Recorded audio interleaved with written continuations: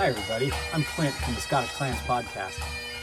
I have gotten requests on our Facebook group, Scottish Clans, easy enough, they've asked me about my reading list.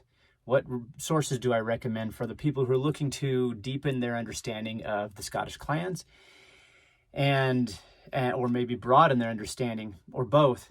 And so I thought, well, I've got all these books that actually came from my wife and I were cleaning through and trying to get rid of things that we don't need or don't use anymore. And I was like, nope, don't touch those. Those on the shelf right there, I still use those all the time. And so I thought, well, that might be useful for me to share some of these sources with people who listen to the podcast, or people who have no connection to the podcast, but you're YouTubers, YouTube consumers anyway, and you're interested in learning what sources could I go to learn about the Scottish clans. This is not an exhaustive source. I have some hard copy books here that I'm going to be making this series of book reviews with, and they're not really book reviews, they're just recommendations to you and with a short summary about why they might be valuable to have on your bookshelf.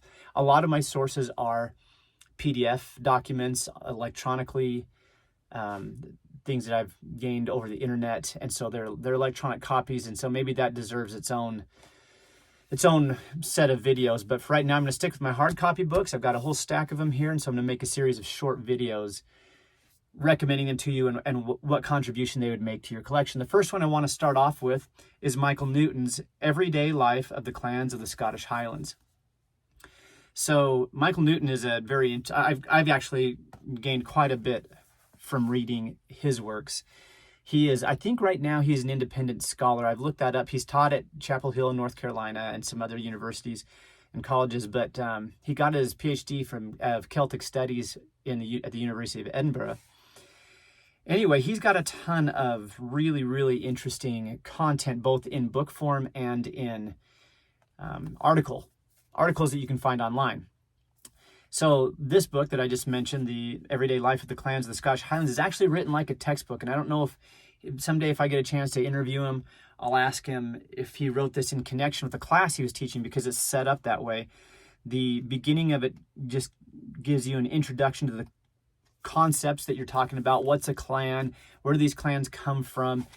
He gives kind of a summary, an overview there. And then he gets into talking about specific aspects of the clans, everyday life, the clans of Scottish Highlands. It seems to me that most time-wise, what does this cover? Aside from the introduction, which goes back much earlier, he's really trying to dig into primary sources, things that are written by the Gaels themselves, and let the Gaels tell their story. And that's something I know he feels very passionately about, enough of trying to get the history of the Gaels from their neighbors, some of whom are sympathetically disposed and others who are very antagonistic toward their culture and way of life. And so he said, let's let them tell their own stories. So that's the foundation of this book, is allowing their own, in their own words, what have the Gaels said about themselves. And so in every chapter, he'll give an introduction on the concept that he's teaching about. Like, for example, chapter 4 here is As Old as the Mist, Origin Legends. And then he'll give kind of an idea, like he'll just spend a couple pages just talking about origins of clans and their legends in general, and how their stories tell those accounts, how they view their own origins.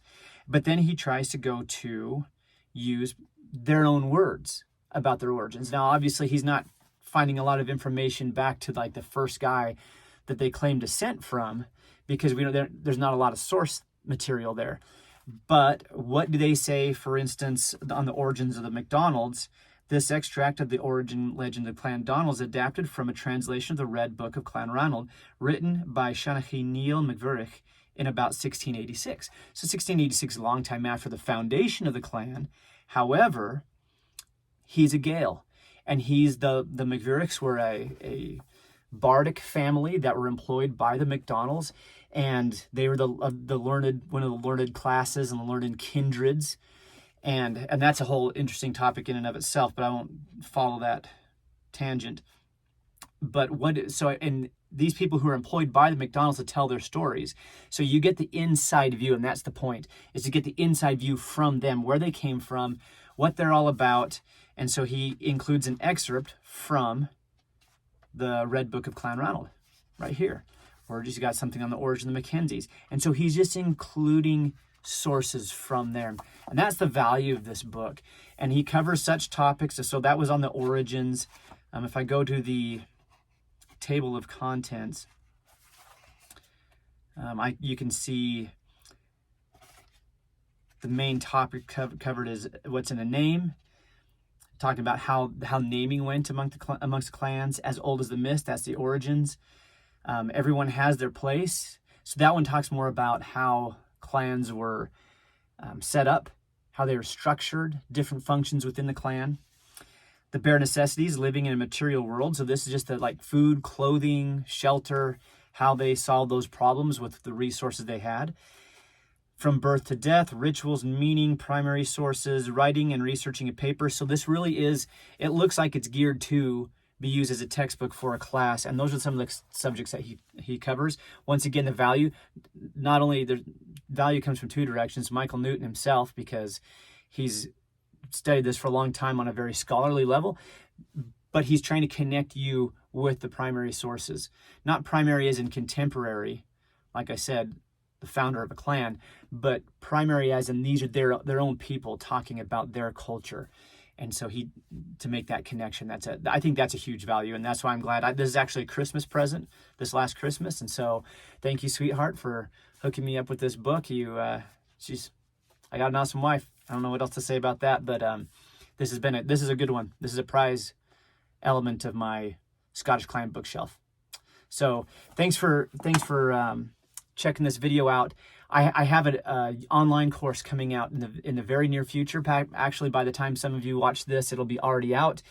It's on the origins of the Scottish clans. So like I said, he talks about in the beginning of this, we go in depth. We dive in. I actually use him for some of my sources in that, but it's like a mini college course. I've got videos and explanations on how these Scottish clans come about, and I hook you up. I try to do the same thing he does, except for in a scholarly direction. Whereas he's hooking you up with the Gaels themselves telling their stories, I'm trying to hook you up with scholarly sources. And so you have whatever I present in each module, but then I hook you up with further reading from scholarly sources and maybe some ideas for some papers for those of you who really want to dive in with both feet.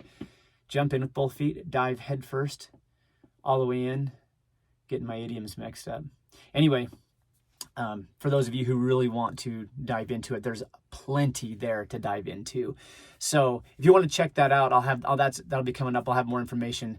In fact, when I do get that out, I'll probably come back to this video and add a link to that in the description. So, check down there to see if it's there yet, but that should be happening pretty soon.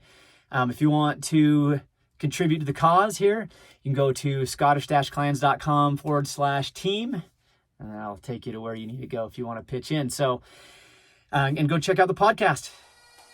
Like and subscribe. Give me a thumbs up, subscribe, notifications, and until next time, Martian Levan Drasta.